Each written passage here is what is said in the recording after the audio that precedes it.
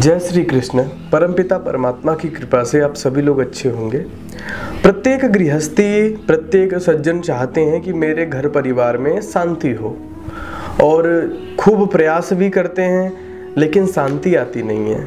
हमेशा घर में कलह, क्लेश, लड़ाई झगड़े बने रहते हैं। देखिए, मैं 3 बातें बताऊंगा, बिल्कुल ध्यान से सुननी है आपको, और पूर्णतः मैं आपको आश्वासन दिलाता हूं कि यदि आप इन बातों को समझेंगे तो निश्चित रूप से आपके घर परिवार में सुख शांति समृद्धि आएगी। सबसे पहले हमारी वाणी पे हमारा नियंत्रण होना चाहिए। हमारे जीवन की 80% समस्या ही हमारे वाणी की वजह से है। जीवन में हम जितना मीठा, जितना सुंदर, जितना प्यारा बोल सकते हैं, हम उतनी ऊंचाइयों को छू सकते हैं। बोल करके, वाणी के द्वारा ही कोई दिल में उतर जाता है और कोई दिल से उतर जाता है। कोई बहुत चहेता बन जाता है केवल वाणी के दम पे, और कोई वाणी के दम पे ही किसी से बात करने की इच्छा तक नहीं होती है। सब हमारे ही हाथ में है। वाणी के कारण ही महाभारत जैसा युद्ध हो गया था, केवल शब्द की वजह से। बहुत बड़ा प्रमाण है ये। और अनेकानेक झगड़े केवल वाणी की वजह से ही हो रहे हैं। हमने मर्यादा खो दी है।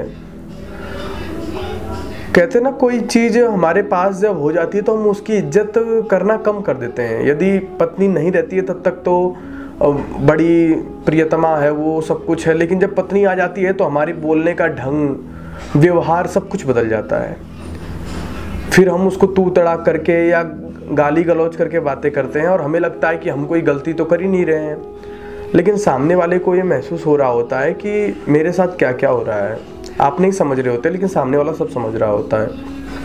हमारे जीवन की कोई कोई बातें ऐसी हैं जो आपके लिए बोली जाएंगी, कड़वी भी होंगी, तीखी भी होंगी, लेकिन उन्हें बर्दाश्त करना सीखिए, उन्हें समझना सीखिए। हर बात का उत्तर देना आवश्यक नहीं है। कुछ बात निरा उत्तर भी ठीक होती हैं, उनको उसी आधार पर ही छोड़ दीजिए। कोई जरूरी नहीं है कि हम हर बात का उत्तर दें ही। वाणी के दम पे ही, एक बिहार साइड की तरफ की एक कहावत है कि यही जुबान पान खिलाती है और यही जुबान लात खिलाती है। मतलब कि इसी जुबान से आप किसी से मीठा बोल करके अपने कार्य को सिद्ध कर सकते हैं, और यही जबान लात खिलाती है। माने इसी जबान के द्वारा ही अगर आप इसका दुरुपयोग करेंगे, गंदे भाषण करेंगे, अमर्यादित बातें बोलेंगे, तो आप दंड के भागी भी होंगे। आपकी पिटाई भी की जाएगी केवल इसी वाणी की वजह से। और देखा नहीं, लोग पीटे जाते हैं, केवल वाणी की वजह से ही लोग पीटे जाते हैं। अब सबसे पहले क्या ध्यान रखना है आपको कि हमारी वाणी पे नियंत्रण होना चाहिए। हमारे बिना चाह के कोई भी एक ऐसा शब्द न निकले। कुछ भी हम बोल रहे हैं उससे पहले सोचें कि हम जो बोल रहे हैं इसका परिणाम क्या होगा। क्या हम ठीक बोल रहे हैं? क्या इसका मेरा बोलना सुखदायी होगा? क्या मेरा बोलना किसी के लिए पीड़ादायक तो नहीं होगा? यदि ऐसा होता है तो मत बोलिए, चुप रहिए, शांत रहिए। दूसरा, भगवान ने सबको बनाया है, आपको भी बनाया है, हमको भी बनाया है। सबको बनाया, सबको बहुत कुछ दिया। आंख दी, कान दिया, नाक दिया, इतने सुंदर सुंदर फल दिए, फूल दिया, प्रकृति के नजारे दिए। परमात्मा ने हमें क्या नहीं दिया? सब कुछ दिया, लेकिन हर किसी को सब कुछ नहीं दिया। किसी को कुछ दिया तो किसी को कुछ दिया, किसी को कुछ दिया तो किसी को कुछ दिया। उसके कर्मानुसार उसे सब कुछ मिला। अब आप सोचे कि आपके परिवार में सब आपकी तरह ही हो जाए। जितने सेंसिटिव आप हैं, जितने समझदार आप हैं, जितने अच्छे तरीके से कार्य आप करते हैं, जितनी सूझबूझ से कार्य आप करते हैं, सोचे कि सारे लोग ऐसे ही हो जाएं, ये संभव नहीं है। हमारे हाथ की 5 उंगलियां हैं, पांचों भिन्न भिन्न हैं। हमारी पांचों उंगलियां भिन्न भिन्न हैं। तो इसी प्रकार जिस प्रकार हमारी 5 उंगलियां भिन्न भिन्न है, इसी प्रकार घर परिवार में भी हर प्रकार के लोग होते हैं। सबको स्वीकारना सीखिए। कोई मंद बुद्धि का भी होता है, कोई तीव्र बुद्धि का भी होता है, कोई चालाक भी होता है, कोई हर चीज में खाने में ही खाली टूटा रहता है, कुछ भी घर में आ जाए।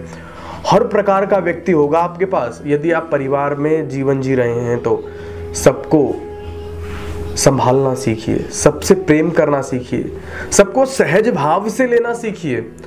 जब तक आप परिवार के सारे लोगों को, क्योंकि सब आपकी विचारधारा के तो हो नहीं सकते हैं या सब पवित्र भी नहीं हो सकते हैं, सबके अपने अपने संस्कार हैं, केवल प्रारब्धवश वो आपके भाई बहन माता पिता बने बैठे हैं, लेकिन उनके संस्कार कहाँ जाएंगे? उनके संस्कार तो उनको पीटेंगे ही, घसीटेंगे ही। तो आपको क्या करना है? सबको स्वीकारना है, सबको स्वीकारना सीखना है।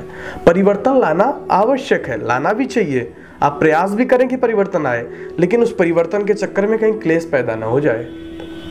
परिवर्तन आना बहुत आवश्यक है, लेकिन उस परिवर्तन के चक्कर में कहीं आप घर में क्लेश न पैदा कर दें। इसलिए परिवर्तन भी बड़े सूझबूझ के साथ होना चाहिए।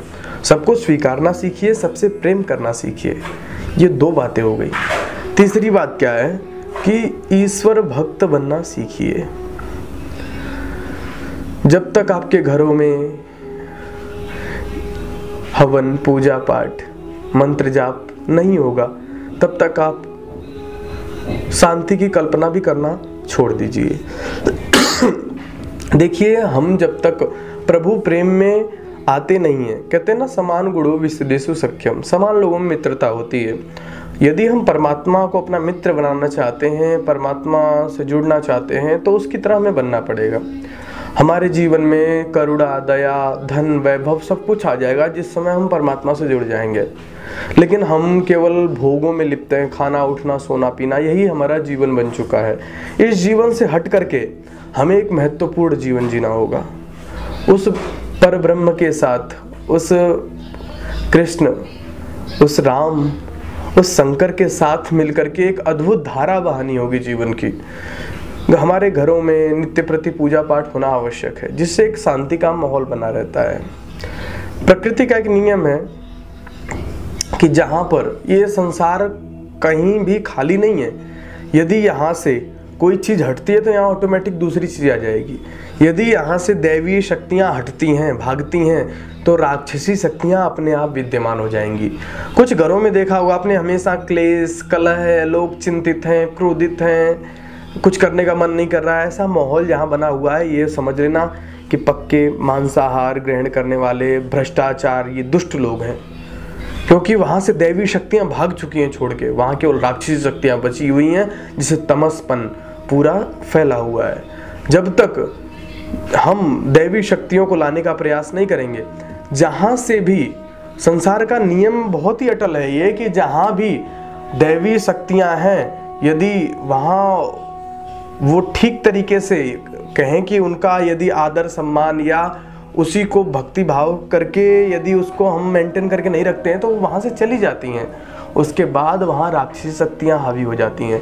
जब राक्षसी शक्तियाँ आ जाती हैं तो कलह, क्लेश, चिड़चिड़ापन, लड़ाई झगड़े का माहौल बना रहता है हमेशा। कई ऐसे घर हैं जहाँ ऐसा माहौल देखने को भी मिलता है। तो पहली चीज़ मैंने क्या बताई, हमारे वाणी पे हमारा नियंत्रण होना चाहिए।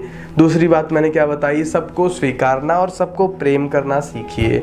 तीसरी बात मैंने क्या कही कि ईश्वर भक्त बन जाइए, पूजा पाठ करना प्रारंभ कर दीजिए। जब ये तीनों कार्य करेंगे तो निश्चित रूप से आपके जीवन में शांति आएगी। परमपिता परमात्मा से उम्मीद है, आशा है कि आपका जीवन समृद्ध हो, खुशहाल हो। इतना ही कह के अपनी वाणी को विराम देता हूँ। जय श्री कृष्ण।